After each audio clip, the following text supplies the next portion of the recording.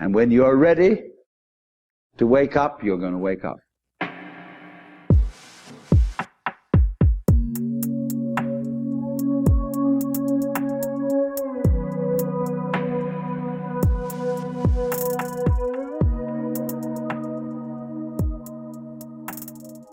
Hey everyone, welcome back. Thank you so much for being here. My name is Natalie, and today our story is coming from Tenerife, which is an island off the coast of Spain. And in 2010, our guest, Richard Barnard, had a near-death experience during an emergency surgery, and he's here today to tell us what he experienced while he was flatlined. Here's our guest, Richard. My name is Richard Barnard. I am 40 years old, and I'm originally from a place called Kent, which is just below London in the UK, but I have been a resident of a place called Tenerife, which is a Spanish colony off the African islands and the Canary Islands, for about 12 years. And I've had a near-death experience, which is why I'm here. I work as a psychic medium, tarot reader, and mystic for an American website called Mystic Sense. I also have my own clients. And I'm very, very happy to be here and very, very excited for this podcast. I got to go back quite far. When I was born with twisted bowels. Now, the bowels are your factory of your body. And I had to have a massive operation when I was a baby to untwist my bowels. And apparently my heart stopped for a little while. But I don't remember it because I was about 6 months old. Now, this problem didn't come back until I was about 26. So we're looking around the year 2010. I was living in Leeds, which is in Northern England. I was supposed to be at university, but unbeknown to my family, I was actually running strip clubs because I'd fallen in with a bit of a bad crowd, and I was at law school, and I realized that working at the clubs and doing promotion and stuff like that, I could earn the same money as a first year, second year lawyer anyway. So I just thought, sod it, I'll take the paycheck now. So I was bunking off law school, really. And, everyone thought I was. And they sent me to open a club in a place called Skegness, which is a real dump of a seaside town in the north sort of east coast of England. It's really, if you guys out there are thinking when I say the word seaside town of something nice, please don't. Please understand, British seaside towns are permanently stuck in the year 1959. They are awful. There's seagulls the size of horses that'll steal your chips. And anyway, I was working in this place, Skegness, and basically I overdid it. We opened a new club. I was putting in 14-hour days opening this club, getting the promotions right, getting the girls together, getting everything ready. And basically I got sent back to Leeds, and over a weekend, I was overeating at the time, drinking a lot of red wine back in the drinking days. And basically I got this pain in my stomach. And stupidly, after feeling this pain in my stomach, I thought, oh, it will just pass. I went into work. And at the time, my job was running a promotions team on the streets of Leeds with limousines and beautiful stripper girls in the backs of cars, and basically going around hoovering up groups of lads and taking them to the clubs and letting them spend all their money in our clubs.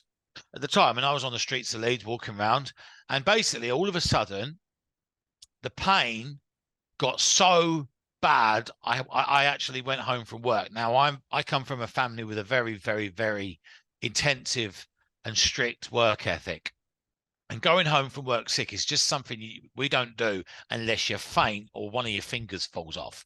Like, it was my grandfather's way. He brought us all up. He had his own business. We all worked for him, and we just don't do sick days in my family. We don't tolerate it. Anyway, I went home from work sick, and I went to bed. I woke up at 4 o'clock in the morning in quite possibly the worst abdominal and stomach pain I've ever been in. And back in the day, we had something called the NHS helpline. The NHS is the National Health Service, which is a British institution that's currently actually not really doing too well. They're getting a lot of stick. But basically, I rang up this helpline. It was a free phone number, and they put you through to an ex-nurse. And I told her my symptoms. I said, look, basically, this is where the pain is. I can't. And she said to me, can you be sick? Can you go to the toilet? I said, I can't go to the toilet. I can't be sick. She said, Mr. Barnard, I think sounding from your symptoms that your stomach acid has leaked out into your body. This is what it sounds like. And I need you to get to a 24-hour doctor straight away. And I don't want you to put the phone down to me. So she called me back, and she basically said that if the phone got connected, she was going to call me back. She wanted me to stay on the phone to her, because what she thought had happened to me was something that was literally like 1 hour, 2 hour away, life-threatening. Anyway, I made it to the 24-hour doctors. He took a look at me, examined me a little bit. It was like 5 in the morning. He sent me to the hospital for an ultrasound and an x-ray. And basically what they discovered was that I'd got the same thing I was just talking about when I was a baby, but as an adult, which is a lot more painful, where basically if you imagine your lower intestine, your lower bowel, as one of those string balloons you have at birthday parties, it twists round like that.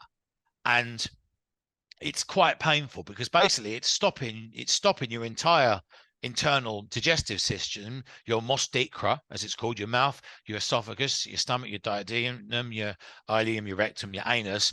Any blockage there, it screws you up. They did an operation on me. And I wasn't afraid really of the operation, to be honest, because I felt pretty safe. It was a nice little hospital. I've got to be honest, one of the nurses that was dealing with me, she was bloody lovely. I'll never forget that nurse. She had purple hair. But they sent me off for surgery, had the surgery, came back, thought I was getting better. They transferred me to a higher wing where they were dealing with people with cancer of the stomach. So it was an abdominal wing up in Leeds. In the hospital's called St James's University. It's quite famous. They call it Jimmy's in Leeds. It's a teaching hospital. It used to be on TV in the 80s. And anyway, as I was getting better, they began to give me water. Then they began to give me orange juice. Then they began to give me soup. And I thought, I'm getting better. I'm getting out of hospital. Everything's okay. So I went, okay, Mr. Barnard, we're just going to send you for an MRI scan. And then I think give it a week or so, and we'll be sending you home. I'm happy as Larry. So they send me for the MRI scan. I come back from the MRI scan. I'm sitting there. I'm eating my soup. All of a sudden, the nurses rush in and take my soup out of me. And I've not eaten for about, I've been nil by mouth for about a month, and I'm enjoying the fact that I can have some tomato soup or something. I'm like, don't take away my soup. She went, look, the doctor's just told me to take your soup away. I've got to take your soup away. So I went, take the soup. She went, look, listen, the doctor will be in a minute. So anyway, the doctor came in, and because it's a teaching hospital, there was about 6 junior doctors with him as well. And he said, look, sorry, Mr. Barnard. His name was Mr. Smith. I'll never forget him. I was sending him Christmas cards for years. Mr. Barnard, I'm afraid that we've had a look at your adhesions, and they've actually got worse. We're going to have to give you emergency surgery. We're going to have to operate on you and reopen that huge, massive scar that's between your belly button and your rude part. And we're going to have to basically go back in there and sort it out. I'm so sorry. And I'm also going to have to stick this tube up your nose while you're conscious. The nurse was standing there, and she looked around me, and I was a bit upset at that time, because I thought I was all right. And she basically turned to all the young doctors and went, can you all please leave Mr. Barnard? And she shut the curtains. And I'll be honest with you, I cried harder than I ever cried in my life, because I was absolutely effing terrified, because this was scary stuff. They were basically saying, if we don't operate, we don't shove this tube up your nose and empty your stomach, we can't guarantee your life, Mr. Barnard. And my mum was living over in Tenerife then. She'd settled over here where I live now. And our first thing was, get me a phone, please. Rung Mum, and I said, Mum, this might be goodbye. And she was crying her eyes out. We're both crying. And the last thing I remember is going in, and this is something that really highlights me. I can never say it. The anesthesiologist, the person that administers anaesthetic. I remember her because she had quite a sense of humour. And while she was giving me the anaesthetic, I felt myself going over. And she went, right, count backwards from 100. So I started counting backwards from 100. And as I started to go under and under and under and under, I remember slowly drifting away. And then, now we'll move on to what I experienced. I came to, and I felt myself as if I was being pushed on a movable hospital bed. And the people that were pushing this bed were kind of like, they didn't really have faces and bodies, but they did, if that makes sense, like the shadows of them. But the way I perceived them, and it was like more of a perception, is that I knew them, that they were like my friends. I thought it was like my friend Ian, my friend Kevin, and my friend Lewis. It could have been my friend Lewis because he's in a wheelchair, so he can't push a hospital bed. But I thought it was them.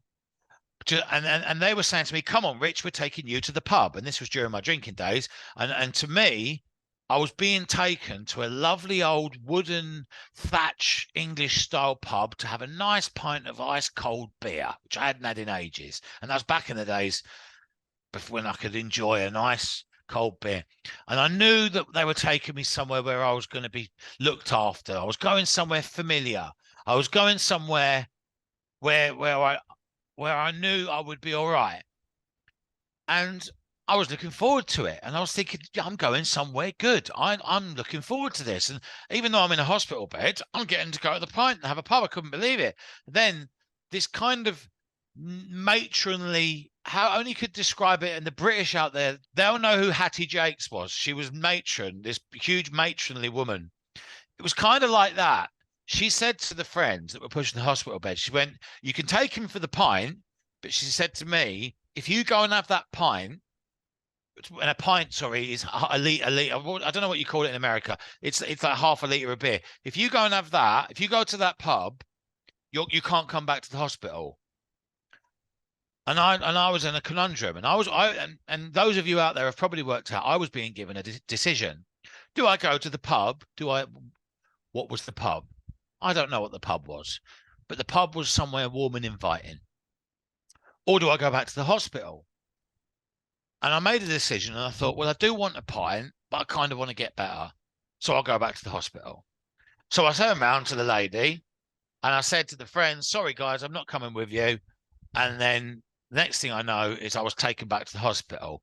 I came to, and I was in the recovery unit of Jimmy's, where the post-surgical, and I was in a right state. Something wasn't right. I was full of painkillers.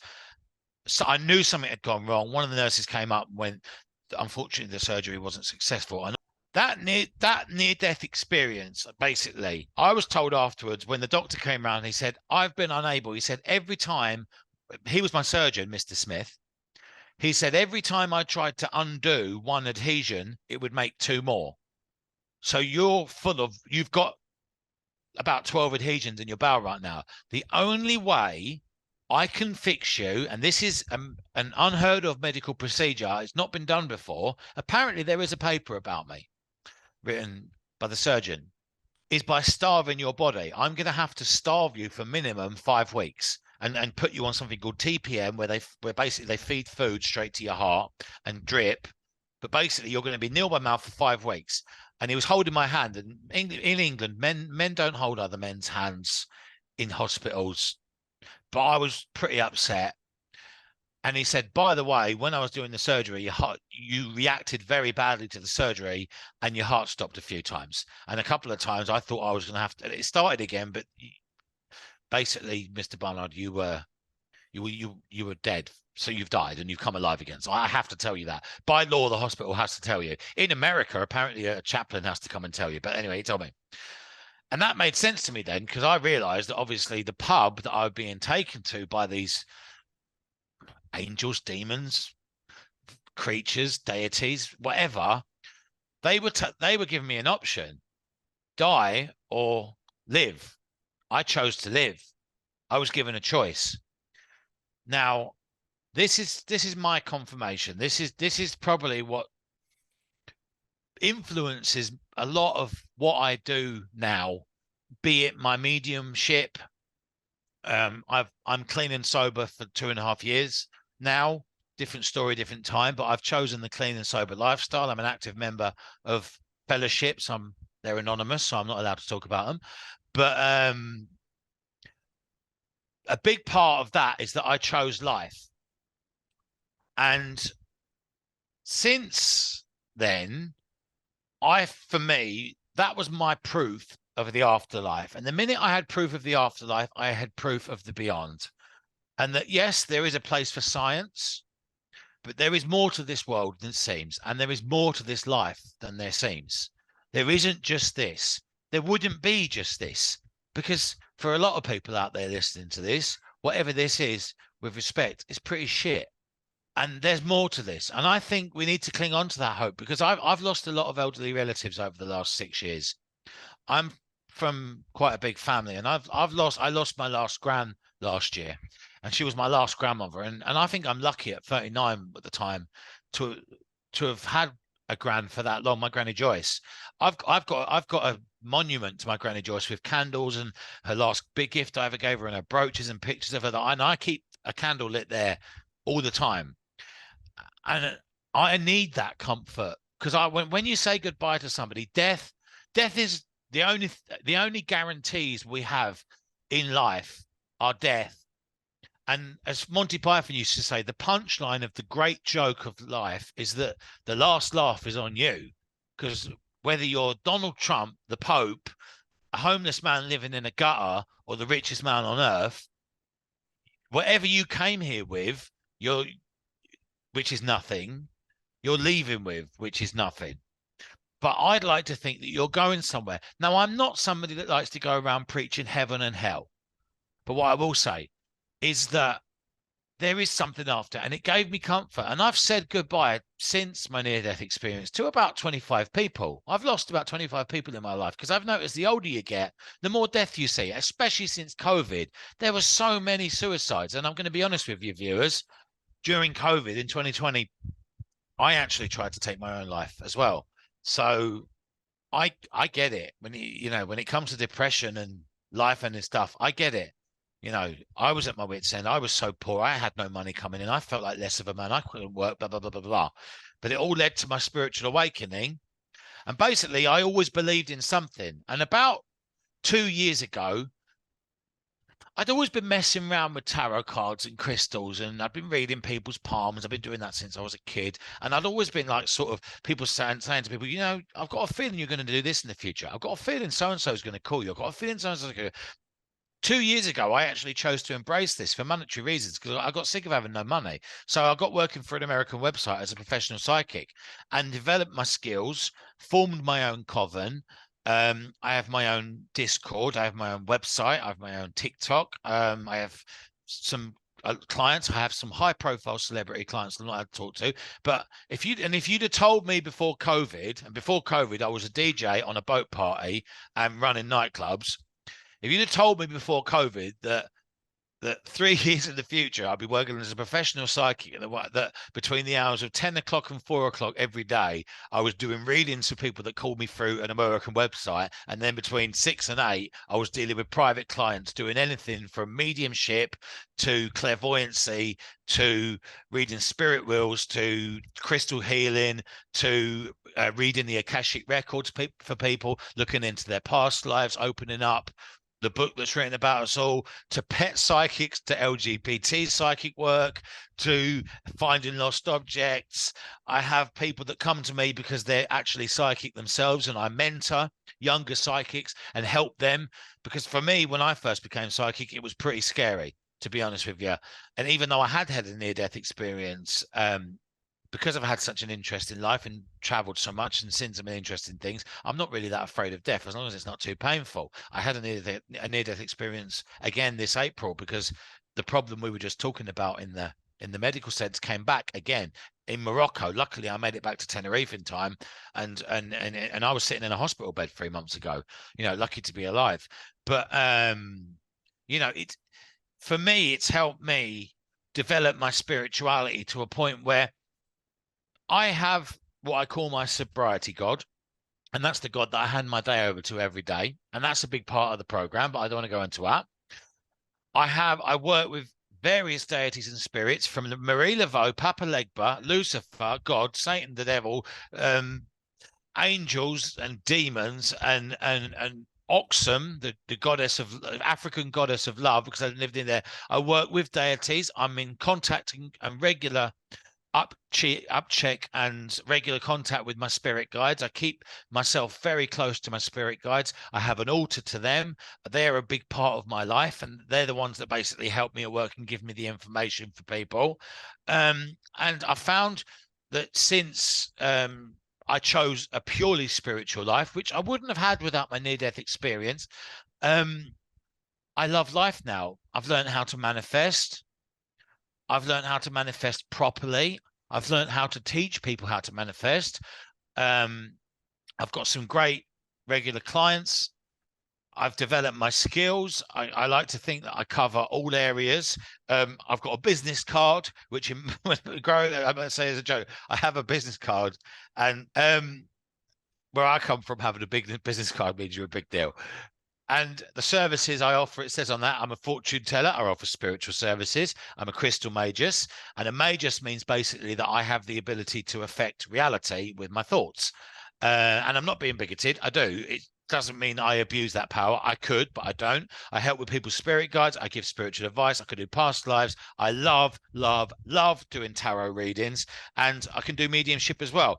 And my relationship with the tarot cards especially is that anyone can be a tarot reader because the cards are fantastic. They'll always tell the story. But when you've got a spiritual connection to your cards and the person that you're talking to with, I have done some fantastic, wonderful tarot readings for people that I've enjoyed probably more than they have, even just from being able to give them good news. People that are on the last pennies worrying about the future, and I'm able to tell them that within 2-3 months they're going to have some money coming in, they're going to have a new job, they're going to have a new car, yada yada yada.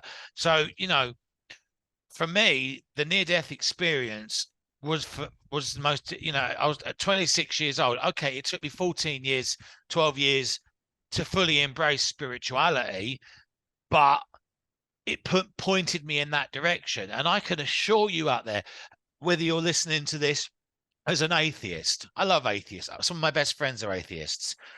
Whether you're a complete and utter Christian, Muslim, Hindu, Sikh, Buddhist, whatever you are out there, whether you're a Satanist or a Luciferian, whether you don't believe in anything, maybe you just think maybe you think we're in hell now. I don't know, but I can promise you that if your heart stops tomorrow and you're no longer with us and we're all missing you, there is something else.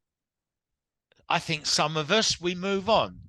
I think some of us, we become animals. We become other people. We get other chances.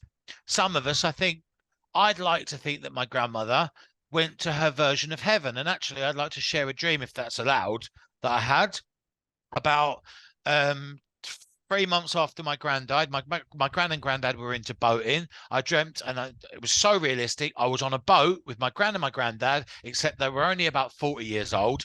And that's what they always used to call their golden years. And they were just going up and down the river. And I was saying to him, what are you doing? They went, I would just go up and down the river. And sometimes your granddad fishes off the back of the boat. And I'd like to think I visited them in heaven. They were back together. They died 10 years apart. And then my mum actually mixed their ashes together, and they threw their ashes together at the same place, which is lovely and slightly morbid. Love a graveyard. But that was my experience. Take it or leave it as you wish it. You might think I'm making this up. I'm not. I'm genuinely speaking the absolute 100% truth here. I only believe it because it happened to me. There's something out there, guys. I'm not going to sit there and tell you what it is. In a minute, you're going to get my details. If you want to contact me for a reading, I can help you find out what's coming for you if you want. But that was my near-death experience. I want to tell you, if there's anyone out there right now that is in the morning, when you wake up, you're dreading the day ahead, and you're thinking, oh my God, here we go again. And you're not looking forward to your day because of your relationship, your work, your life, your house, where you live, whatever it is. Manifest it different. Try and change it. Try your best and take a risk, because I can guarantee you one thing, right? More is lost through indecision than wrong decision. My grandfather told me that.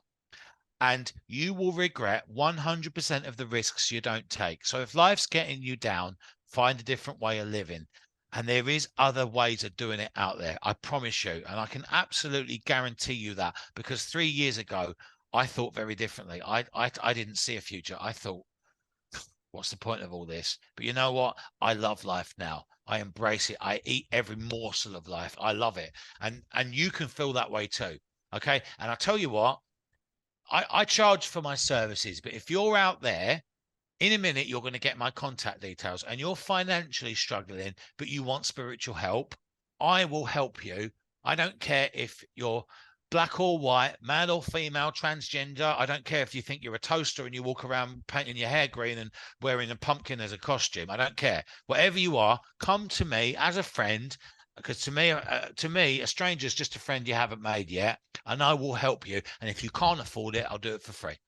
Okay, how's about that?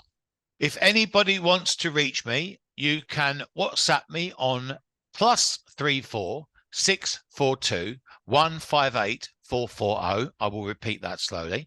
+34 642 158 440. Or Google Spiritual Magus. That's Magus Tenerife. Spiritual Magus Tenerife will come up. My psychic profile and my TikTok. You can contact me through TikTok. You can watch my TikTok. My TikTok is spirituality based. I'm actually, sorry, I hope you don't mind, I'm not stealing your thunder, but I might do a quick TikTok about my NDE tomorrow because it's on my mind. Yeah, basically, or they can contact you, and you can give my details out as well, can't you? So yeah, and reach out to me, guys. If you want to deal with a down-to-earth psychic who genuinely wants to help you, and I'm not going to charge you the earth, come to me. I love clients. I love new clients. Goodbye. Thank you for listening, and thank you for having me. You know, Natalie, thank you for having me on your show, because I've really enjoyed myself.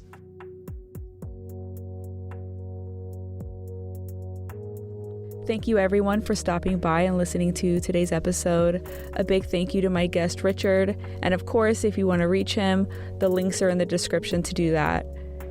If you have any questions or comments about the show or just want to reach out to me, you can always find me on social media at Downfromabovepodcast, or you can email me at downfromabovepod@gmail.com. And that's downfromabovepod@gmail.com. If you want to support the show, you know what to do. And join me next week where we'll be talking to Betty Guadagno about her spiritually transformative experience. And we also take a deep dive into some other very interesting topics. So make sure you subscribe. I wouldn't want you to miss that. All right, that's it from me. Thank you so much again, and see you next Wednesday.